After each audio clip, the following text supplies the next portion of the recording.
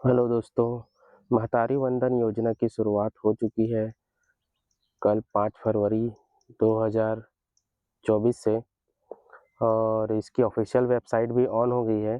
तो मैं आपको दिखाता हूँ कि उसकी ऑफ़िशियल वेबसाइट में क्या-क्या चीज़ें हैं जो हमें भरनी है और आवेदन भर भरकर जमा करना है। तो ये है इसकी ऑफ़िशियल वेबसाइट महतारी वंदन योजना पे हम जाते हैं और फर्स्ट में आपको ये दिख रहा होगा महतारी वंदन योजना। इस पे आपको क्लिक करना है। ये ऑफ़िशियल वेबसाइट पे ही आपको क्लिक करना है, दूसरी कोई वेबसाइट पे नहीं जाना है। mahtaarivandan.cgstate.gov.in इसी वेबसाइट पे ही आपको क्लिक करना है, अन्य किसी वेबसाइट पे नहीं जाना है। ठीक है, यहाँ पे आप क्लिक करते हैं तो ये इसकी वेबसाइट ऑफ़िशियल जो है वो ओपन हो गई है। इस वेबसाइट पर आप देखेंगे बहुत सारी जानकारी दी हुई है। ये पहला ऊपर दिया हुआ महतारी वंदन योजना 12,000 रुपये वार्षिक वित्तीय सहायता विवाहित महिलाओं को, ठीक है। इसके बाद हम देखते हैं कि इसमें कुल प्राप्त आवेदन, कुल आपत्तियाँ, कुल प्राप्त आवेदक, ये नई चीज़ ऐड हो गई है। इसके साथ नीचे आते हैं तो योजना के बारे में पूरी जानकारी दी हुई है कि क्या-क्या इस योजना में शामिल है, कितने पैसे दिए जाएंगे, किस लिए ये योजना लागू की गई है, इसके बारे में बताया गया है। साथ में यहाँ समाचार घोषणाएं भी दिखाई दे रही है जिसमें अमित शाह जी ने इस योजना के बारे में बताया है और दूसरा 5 फरवरी 2024 को 12 बजे से ये चालू हो गई है, इसके बारे में बताया है। आवश्यक दस्तावेज के बारे में बताया गया है। आधार कार्ड, मोबाइल नंबर आपके बैंक खाते में जो होना चाहिए ये होना चाहिए। आवेदन की पूर्ण जानकारी बताई गई है।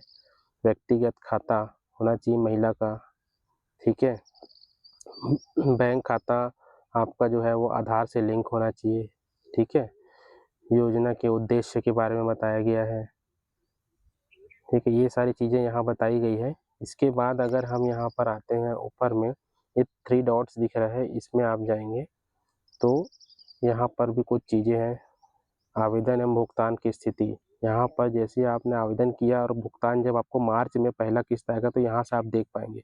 इसके लिए बाद में हम आपको बताएंगे, अभी तो आवेदन की स्थिति देखते हैं। सामान्य प्रश्न, कुछ प्रश्न होंगे तो वो इसके बारे में होगा। आवेदन पत्र ये आपको भरना है, उसका पूरा ये पेज है, इसको हम क्लिक करते हैं तो ये डाउनलोड करने बोल रहा है। इसको डाउनलोड जैसे ही आप करेंगे यहाँ पर आपका ये पीडीएफ के थ्रू ये फॉर्म खुल जाएगा, ठीक है। ये फॉर्म देखिए, आपको ये सारी जानकारी आपको भरनी है।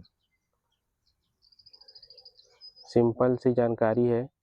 इसको भरने के लिए आवेदिका के से रिलेटेड ये इसमें जानकारी है।